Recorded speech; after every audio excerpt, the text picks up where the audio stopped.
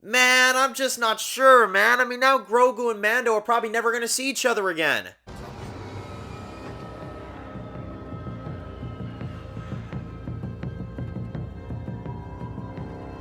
Well, that's a story for another time. Hey guys, it's Dan, your host of D&D Reviews, and today I'm back for another video for Star Wars. This one's going to be doing my very first review for Season 3 of The Mandalorian. This is Chapter 17, and this is Season 3, Episode 1, titled The Apostate.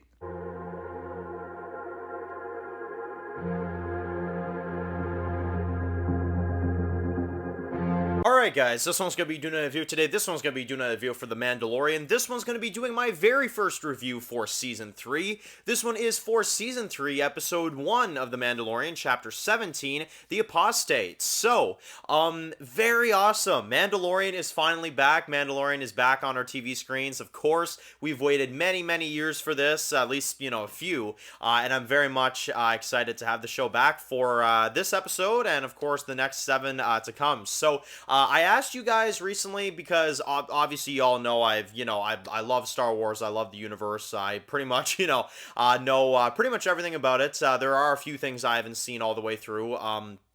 I'm not caught up on Bad Batch, so, none of y'all yell at me. I'm not caught up on Bad Batch and stuff like that, but for the most part, I've seen everything Star Wars, and I really enjoy the franchise, and I absolutely love it.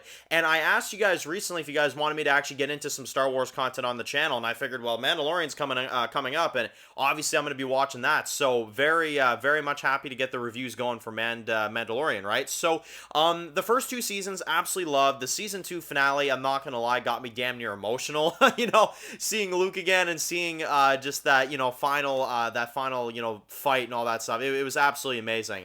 And of course, getting to see Grogu getting, taken away from Mando at the end was really, really sad.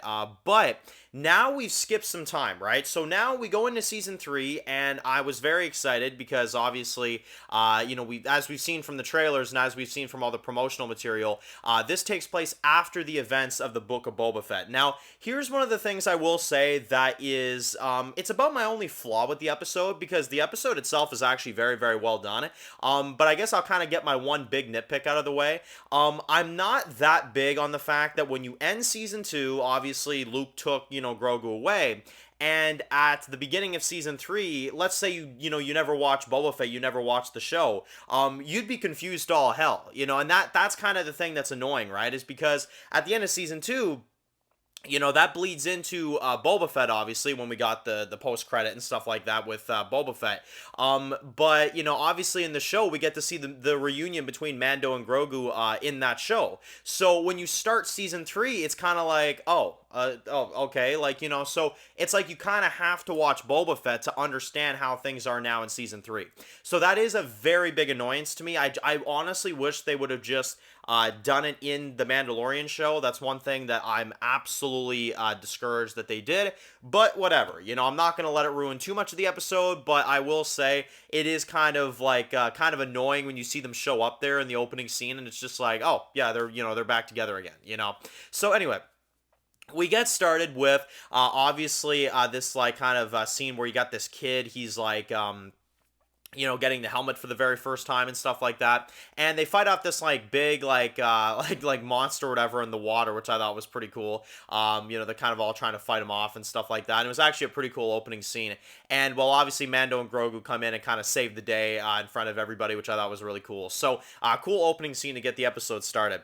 Now we of course get to see after that Mando obviously has to answer for taking off his mask, that is or his helmet, right? That's one thing that he still has to answer for, which I thought was cool. I like that they, kind of acknowledge that. But one of the big plots of this episode is we get to see Mando and, of course, Grogu go to Navarro, and they meet Grief again, right? So they kind of catch up on old times, which I thought was really cool. And Navarro looks really, really good too. Like the overall set, design and how it looked overall was really, really good.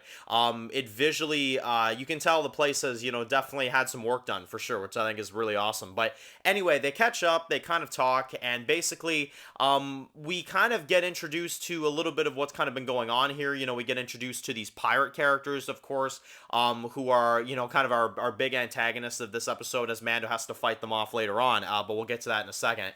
But one of the biggest biggest things that he wants to do as he's right there is, of course, IG-11. He's trying to kind of repair this thing, right? So obviously he's trying to repair it so that he can use them again, and it doesn't really work. It kind of fails. They try to kind of put him back together, but he's, you know, kind of not doing so well, and of course it's kind of a failed operation.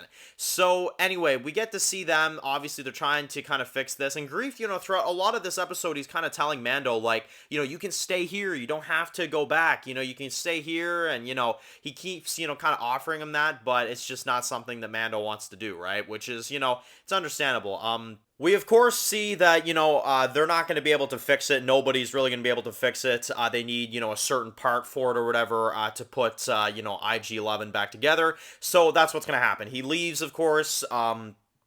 Mando and Grogu go off, and well, then we get the battle with the Pyre characters, which I thought was really, really cool. They kind of fight them off a little bit, which was really exciting, and you know, it was a nice, you know, action sequence for sure in this episode. I did enjoy it. And anyway, so by the end of the episode, obviously we kind of get a little bit of a regroup and a bit of a re-meeting between Mando and Bo-Katan, which obviously she is kind of at a point right now where we kind of see her at the end of the episode. He wants to, of course, kind of go up to her and, you know, ask her to you know, kind of accept him, and she's just like, yeah, you know what, like, you know, you lead them on your own, it's not really my issue anymore, and she doesn't really want any part of it. So it was pretty interesting to kind of see that, and of course he goes off, and that's how the episode ends. So it's a very short premiere. There isn't like all that much here. Obviously it's only like a 30-minute episode, so there's only so much ground they can cover, but I thoroughly enjoyed it. I'd say my only real issue is, again, and it's something I'm going to continue to mention, because like I said, as a Star Wars fan, it does kind of pain me that you have to watch Boba Fett to understand how, of course, the reunion happens in Season 3. That is definitely something I wish that they did better. I wish there was another way around it. But I mean, you know, Boba Fett, I mean, I enjoyed the show, but I kind of hate that you have to watch the, you know, the spinoff to, you know, understand Mandalorian. That's one thing that was definitely kind of, you know, frustrating. But other than that, I really enjoyed the episode. I thought it was really good. And, you know, it's nice to see Mando back in action again. Pedro Pascal. Love Pedro Pascal. He's absolutely amazing as the Mandalorian.